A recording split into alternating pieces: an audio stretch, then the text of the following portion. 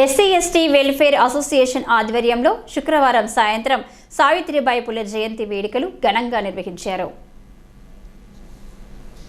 Association అధ్యక్షుడు యాట ఓదరి నేతృత్వంలో RG one కార్యాలయం వద్ద గల అంబేద్కర్ విగ్రహ ప్రాంగణంలో జరిగిన ఈ కార్యక్రమం సందర్భంగా సావిత్రిబాయి పులే చిత్రపటానికి పూలమాలలు వేసి నివాళులర్పించారు.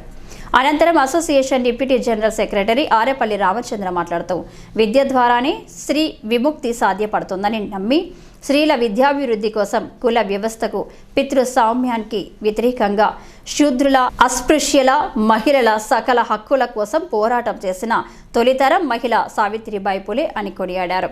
సంఘం జనరల్ సెక్రటరీ గంగారపు లింగమూర్తి మాట్లాడుతూ సావిత్రిబాయి పులే చేసిన సేవలను గుర్తించి జనవరి 3ను తెలంగాణ ప్రభుత్వం మహిళా ఉపాధ్యాయ దినోత్సవంగా ప్రకటించడం పట్ల ధన్యవాదాలు తెలియజేశారు.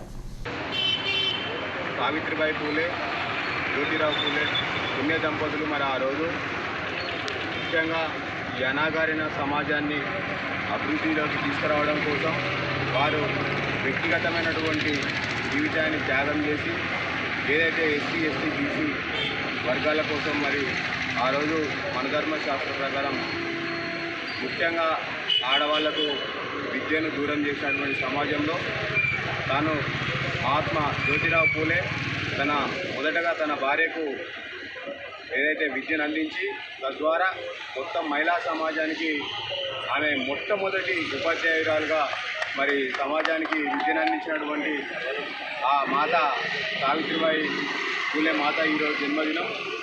ఈ జన్మదినాన్ని పురస్కరించుకొని మనం ఎన్నో సంవత్సరాల నుంచి మరి మహిళా ఉపాధ్యాయురాల దినోత్సవాన్ని మాతా సావిత్రిబాయి పూలే జన్మదినం సందర్భంగా మహిళా ఉపాధ్యాయ దినోత్సవంగా ప్రకటించాలని కోరినప్పటి నుండి ఈ కార్యక్రమంలో అసోసియేషన్ నాయకులు బడికిల కృష్ణ, పులిమోహన్, సంపత్, సారయ్య, రామచందర్, కిషన్, దాట్ల ఉపేందర్, సురేష్ బాబు తదితరులు పాల్గొన్నారు. అలాగే మంతని మండలం గాజులపల్లి గ్రామంలో కూడా బడికిల కృష్ణ దంపతుల ఆధ్వర్యంలో అసోసియేషన్ పక్షాన సావిత్రిబాయి పులే జయంతి వేడుకలను ఘనంగా నిర్వహించారు.